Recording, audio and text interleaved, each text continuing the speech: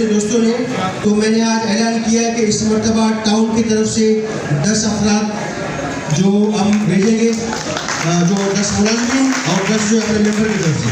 20 अफराद हम इस मरतबा भेजेंगे ज़ियारत मरियमा की जो है जो प्रोग्राम उसके लिए। बाकी आज पॉलिसी का भी हमने ऐलान किया अपने दोस्तों के मशावरत से, मेंबरान की मशावरत से, जो हमारे टाउन के मेंबरान हैं उनकी मशावरत से जो भी किया हमने, पूरे टाउन की मशावरत से मेंबरान काचर साहब भी हमारे मेंबर हैं, नूर मोहम्मद साहब भी हमारे मेंबर हैं, मेरे वाइस चेयरमैन बैठे हुए हैं। जो इशूज़ है मिनाटी के इंशाल्लाह हम कोशिश करेंगे 14 अगस्त के हवाले से और